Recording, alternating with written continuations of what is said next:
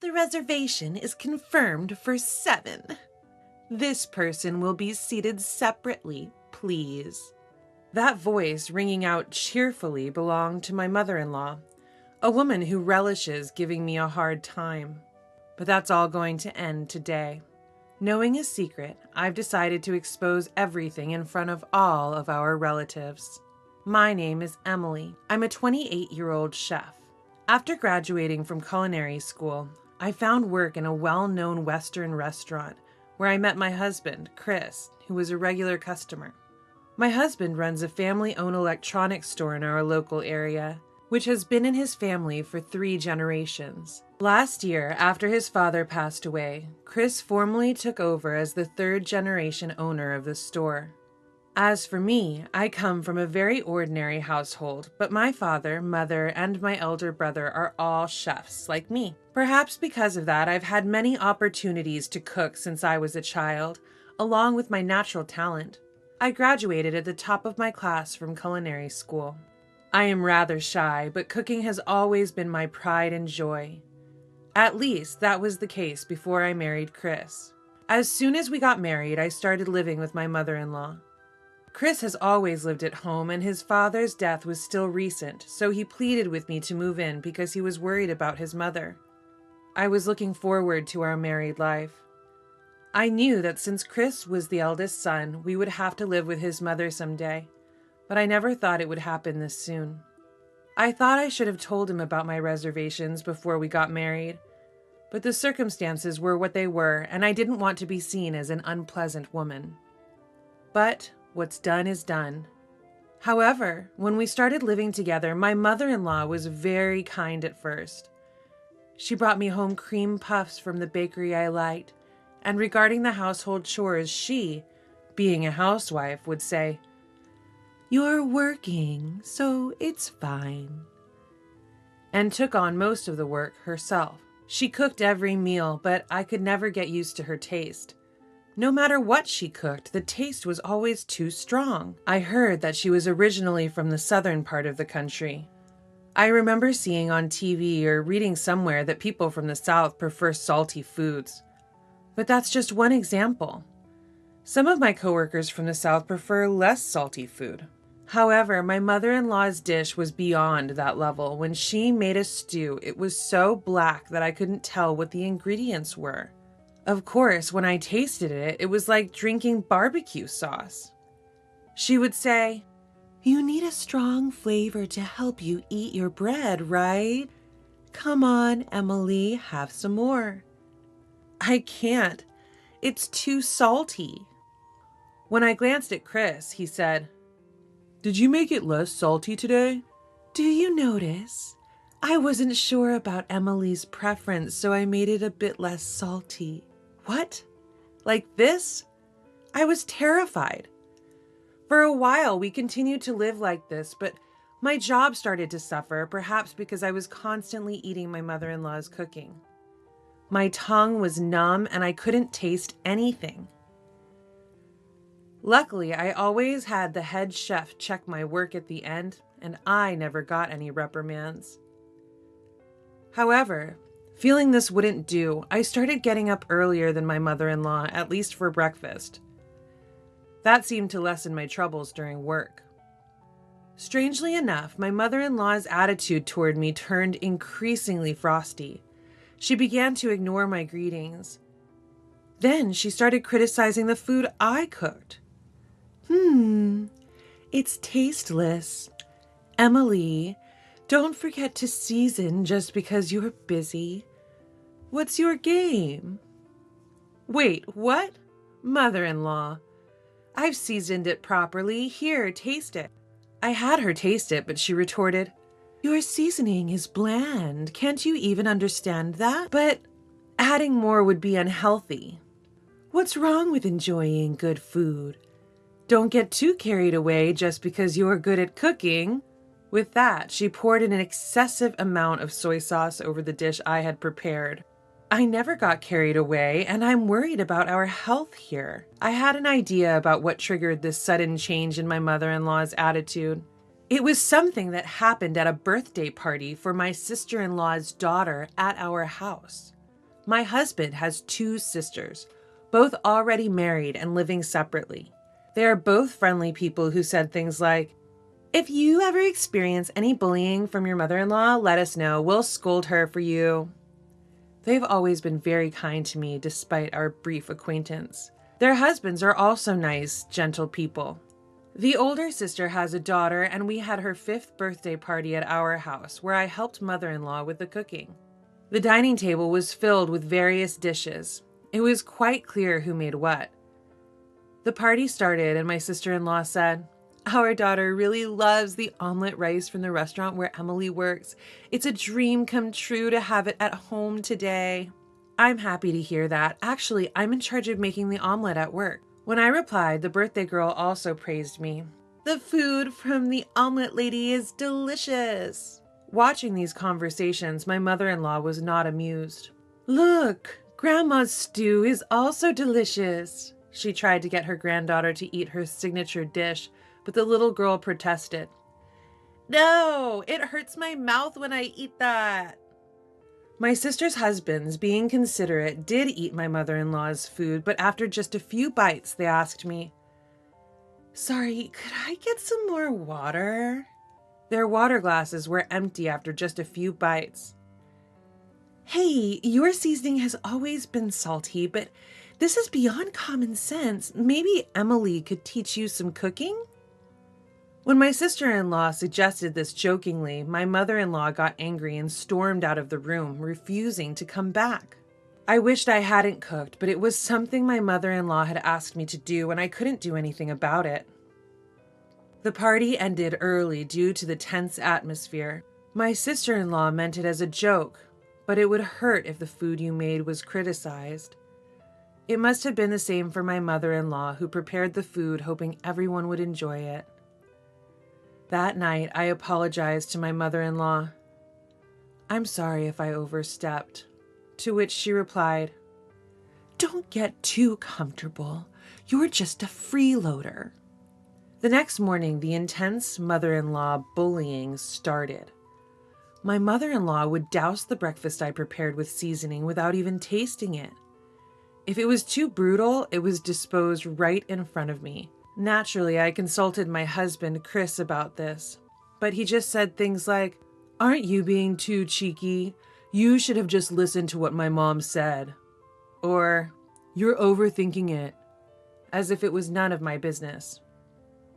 To top it all off, despite us only being married for half a year, Chris started coming home later and later, often not returning until the date had changed. He kept using his work as an excuse, even skipping his niece's birthday party.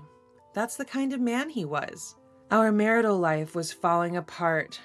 Of course, I thought about divorcing, but we had only been married for 6 months, and I knew it would upset our parents, so I hesitated to take the plunge. Then one day, an event occurred that worsened the situation even further. My mother-in-law slipped on the stairs and injured her leg. My sister-in-law offered to come and help, but incredibly, my mother-in-law chose me. She said, "You're technically the wife, so you should at least do this much. It's outrageous that you're trying to rely on my daughter." From then on, I was being summoned by my mother-in-law even for trivial matters. She started contacting me even during work hours, causing me to ask for time off each time. My coworkers told me it was okay, but I felt guilty and eventually quit my job. My mother-in-law, as if she had been waiting for this moment, laughed at me, saying, "Can't do your proud job anymore. How pitiful." From then on, not only during the day, but also at night, I was suddenly summoned by my mother-in-law, and I had no time to rest. Even when I tried to talk to Chris, there were more and more days when he wouldn't come home. He said he was sleeping in his company's office, but I'm sure that was a lie. I had already made up my mind. However, I couldn't just leave without doing anything, so I decided to take revenge on them. Later on, while the 3 of us were having breakfast, I brought up the topic. "Please divorce me." They both looked surprised, saying, "What are you talking about? We haven't been married for a year yet. It's you who will be laughed at. Are you thinking I'm cheating? Ridiculous." "That's right. You're embarrassing us in public. Emily, you're really out of line." Even though I was made fun of by the two of them, I was not swayed and said, "Chris is not at home. My mother-in-law only knows how to bully her daughter-in-law. Who would want to live in such a house? I will divorce. My mind won't change." Seeing an unusually determined me, the two of them seemed panicked, and Chris said, "We're sorry. I'll try to come home as early as possible. You can even go back to your parents' home for a while, but my mom has this leg issue. I have work. So could you stay here at least until her leg heals?" Chris said that, but it was probably hard for him to apologize, and that was clearly shown on his face. "I was not being very mature. I'm sorry. Can't you stay with us a bit longer? Your feelings might change." To which I replied, "Understood." The moment I said that, they both grinned as if to say, "She's easy." They are, indeed, a mother and a son. After that, the bullying stopped and Chris started coming home earlier. But such peaceful times didn't last long. My husband, Chris, started coming home late again, and the harassment from my mother-in-law resumed. My mother-in-law's leg didn't heal at all, yet she frequently went out claiming it to be a hospital visit. Finding this peculiar, I ended up discovering a shocking truth. A few days later, my cell phone was blowing up with calls. The callers were, of course, my mother-in-law and Chris. When I answered the call from Chris, he said, "Hey, where the hell are you? What are you doing leaving my mom like this?" Chris, on the other end of the phone, was pretty furious.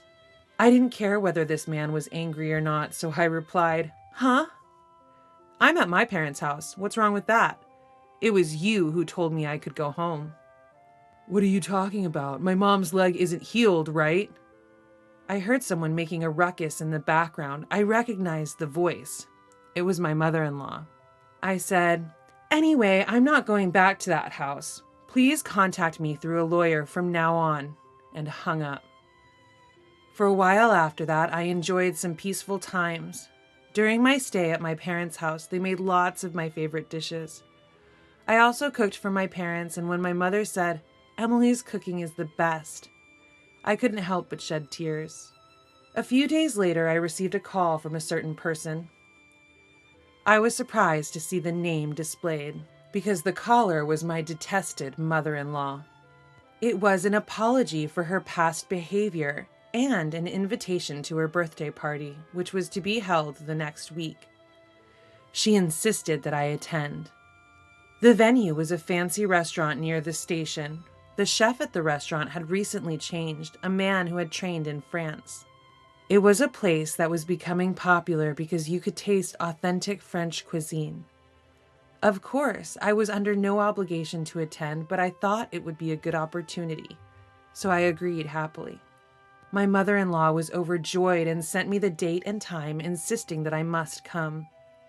On the day of my birthday party the following week, Chris and my mother-in-law were already at the entrance of the restaurant. As soon as they saw me, he seemed to be smirking. The members were the same as the last party, 2 couples of sisters-in-law and their little girl, including my mother-in-law, husband, and me. It's a total of 8. The sisters-in-law hadn't been told about the divorce yet, and I was asked to keep it a secret because they intended to tell them at the end of today's meal. In the middle of all of this, the sisters-in-law and their husbands showed up. "Emily, long time no see. You look great, as always." They were kind. Once everyone had arrived, we entered the restaurant. As soon as we entered the restaurant, a waiter greeted us. "Is this a reservation for 7 people?"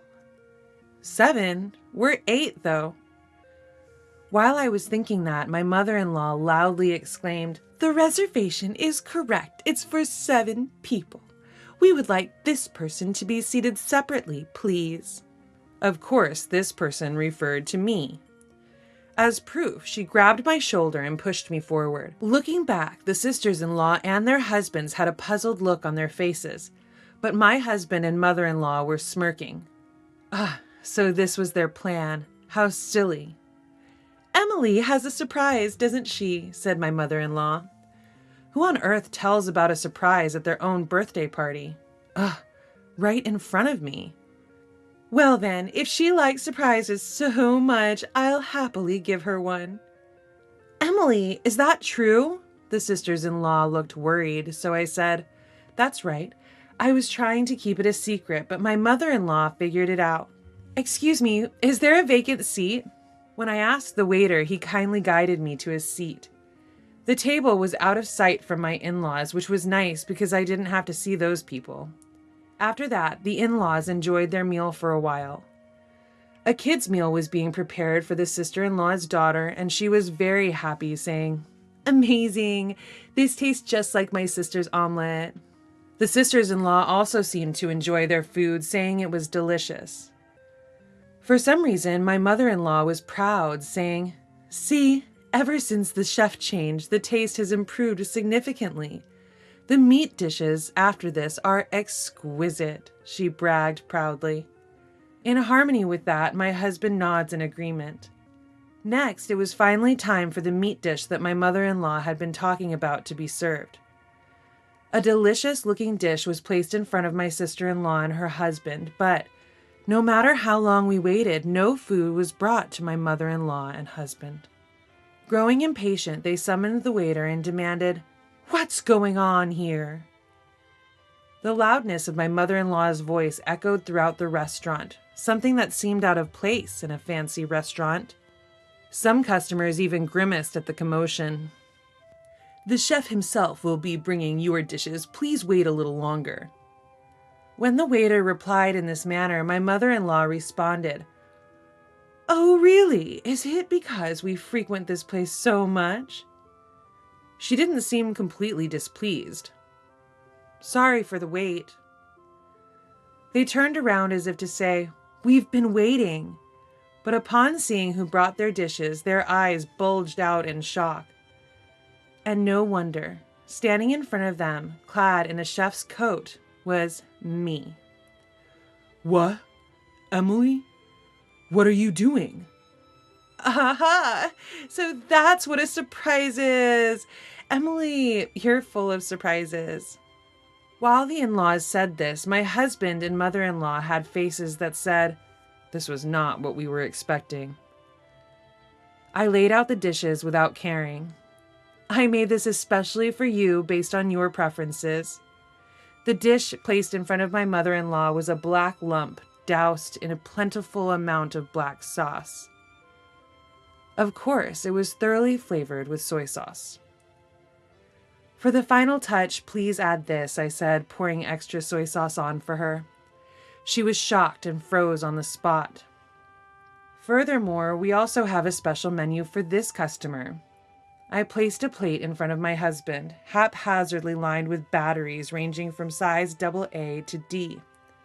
And for an additional flavor, please use this, I said, placing an entire bottle of soy sauce right in front of him.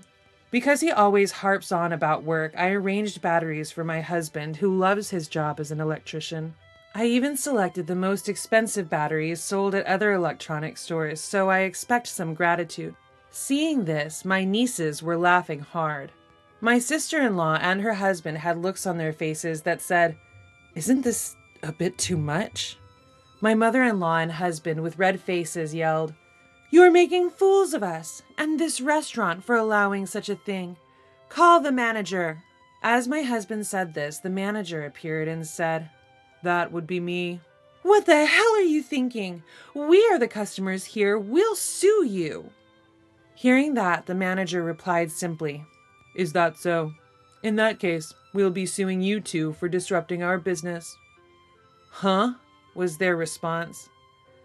It seems that the two of them frequently patronized this restaurant and had always acted arrogantly towards the staff. They had a reputation for nitpicking things like, This is too bland, or This has no flavor, and never considered the inconvenience they were causing other customers. They were well known as troublesome complainers. We've tolerated it until now because you're family, but it seems we'll finally be able to distance ourselves. We won't hold back, right, Emily? Yeah, big brother. Upon hearing this, the two of them looked surprised and turned their gazes towards us. Actually, this restaurant has been managed by my brother for some time now. My brother works in France and he couldn't make it back home when I got married due to his busy schedule. Although he sent his congratulations, my mother-in-law and my husband, Bob, had never met him. Since my brother had been sent family photos, he knew what mother-in-law and Bob looked like. I apologize for not being able to attend your wedding. I wanted to reach out multiple times, but you both always had company. Upon hearing this, their faces turned pale. Feeling the conversation was getting long, my sisters-in-law told their husbands to head home first, then suggested, "Should we dig into this further?" They were smiling, but their eyes weren't. Seeing the usually cheerful two of them looking like that, it gave me a bit of a chill. It's just business. You know, the old guys in the main street, they like these trendy places nowadays. Chris uttered this, and as he did, a waiter approached and handed over an earring, saying, "Your guest left this behind last time." "You're dining with men who wear earrings, isn't that sketchy?" my sister-in-law commented. I couldn't help but laugh. "No, sister-in-law, this man has been having an affair with a woman who works at a florist across his shop." Chris's face turned ghostly pale. He looked at me as if asking how I knew, but I had hired a private investigator some time ago. My intuition was correct. Chris had been meeting the woman almost every day after work. This restaurant seemed to be her favorite, and they visited almost every week. Photos of them entering a hotel together and other evidences were plentiful. "I'm serious about her. Marrying you was a mistake. I'll gladly divorce you." Chris, who had been reluctant about divorce, had suddenly changed his stance. Of course, this was quite convenient for me, who wanted a divorce as soon as possible. "Sure, but I'll be claiming alimony, so make sure to pay." "I just landed a big contract recently. I'll gladly pay," he laughed. "That's good to hear. Then about you, mother-in-law." Up until then, my mother-in-law, who had been silent, shivered.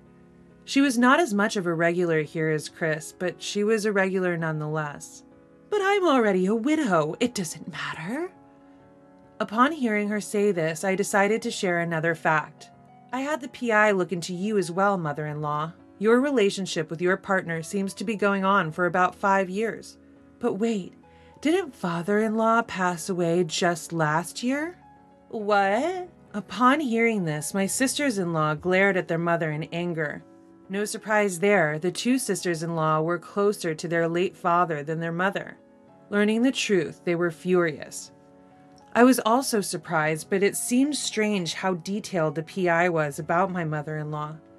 Upon asking, it turns out my father-in-law also hired the same investigator. "You've been lying about Dad all along, and Chris, you're cheating on Emily. Are you two out of your minds?"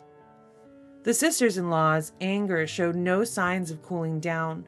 Seeing that it was disturbing other customers, we decided to disperse for the day and regroup at the in-laws' house another day.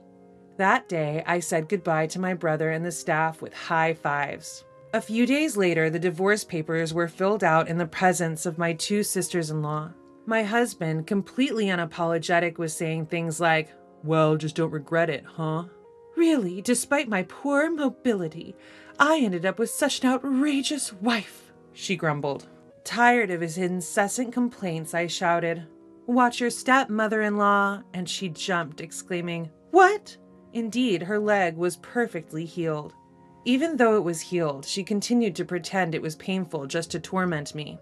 Such a spiteful woman she was. But to me, she was now nothing more than a stranger. And so, my married life ended in less than a year. I didn't regret it at all. Later, alimony for both my ex-husband and the woman was deposited into my account. Since it was deposited simultaneously, I assume my husband paid for the woman's portion too. But that's beside the point. As for the pair afterwards, despite going into debt to pay the alimony, my husband was promptly dumped after the divorce. I later learned from my sister-in-law that the woman was infamous in her hometown as a home wrecker. My ex-husband had bragged about landing a big contract, but as it turns out, the day we were at the restaurant, there were mostly regular customers.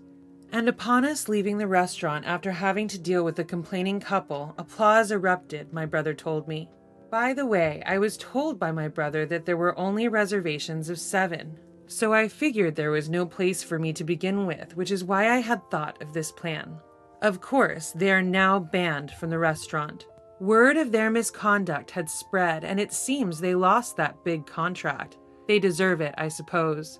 It's an electronics store that seems to run on trust. Prospering in the future will likely be difficult. As for my mother-in-law, she was dumped too, and on top of that, when she went to the hospital due to poor health, it was found that her long-term dietary habits were to blame, and that even with treatment, her body would never return to normal. She deserves this as well. As for me, I've returned to work at the Western-style restaurant I used to work at. Despite the trouble I had caused, they warmly welcomed me back. Hey, omelet lady! My sisters-in-law still frequently visit the restaurant. They've cut ties with their mother and brother since that incident. They couldn't forgive them for neglecting me, who they had treated like a little sister and deceived their father the whole time. And they have no intention of forgiving them in the future. Despite everything, I'm happiest when I'm cooking. I'm the happiest I've ever been right now.